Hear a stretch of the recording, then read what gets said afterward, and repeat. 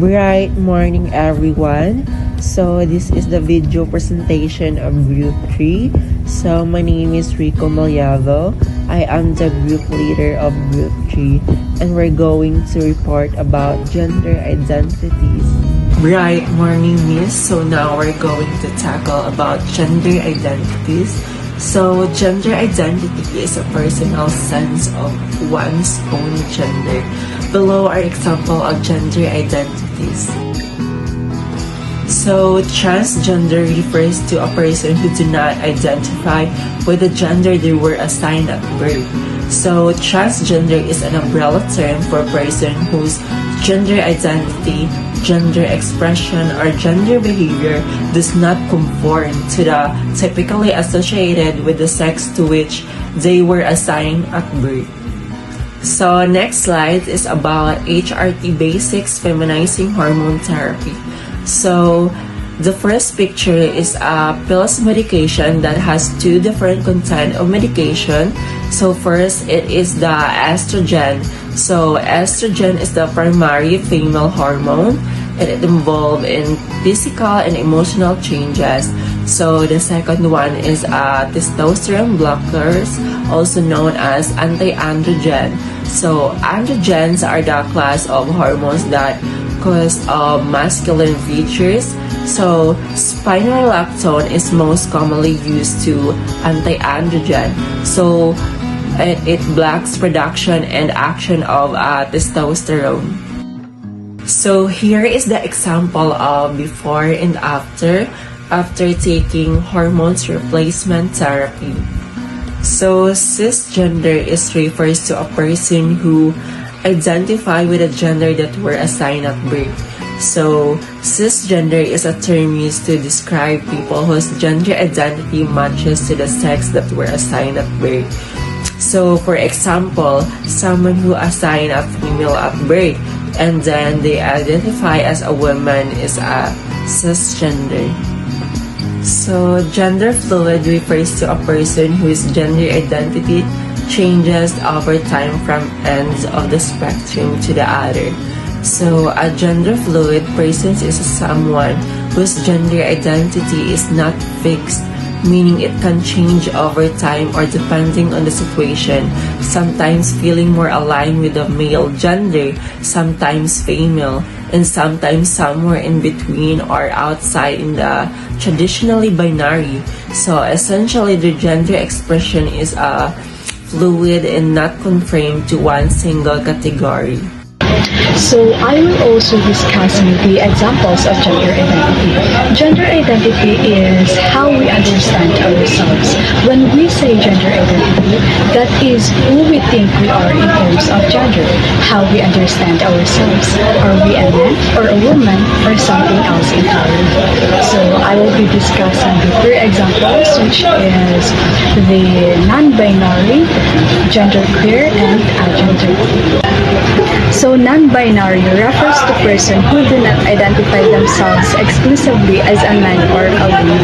So non-binary is an umbrella term that basically says that somebody's gender is not under the typical gender binary of male or female.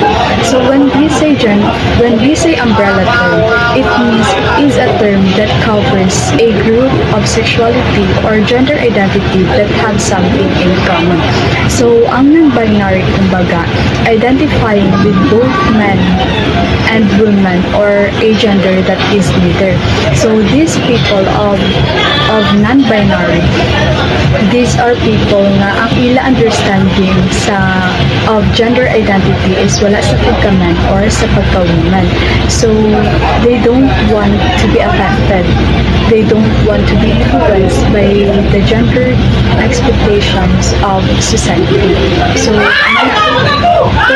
kung atin lang to, ilang gender expression can be confusing kay daw lalaki or daw babae. So amo na ilang purpose, amo na ilang gusto. They want people to think of them as genderless. gender-free or both men and women together. So next is genderqueer. Genderqueer refers to one whose gender identity falls in the spectrum between man and woman.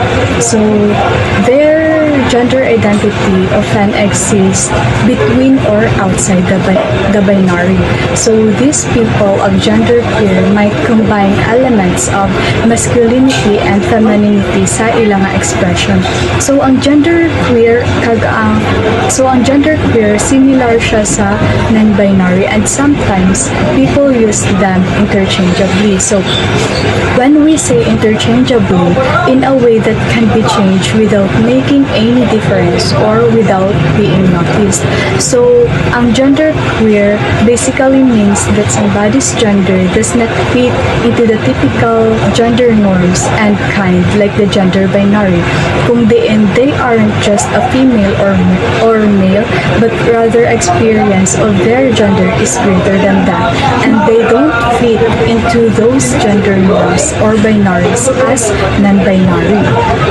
Which is why ang non-binary kag ang genderqueer can be used interchangeably.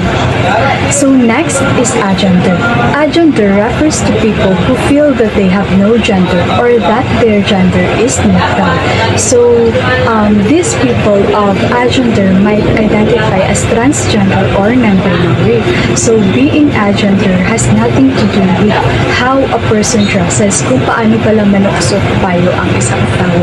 So men wearing dresses or women wearing suits is not agender, and neither is either of those two dressing androgynous. So when we say androgynous, it is a combination of feminine and masculine form of expressing gender.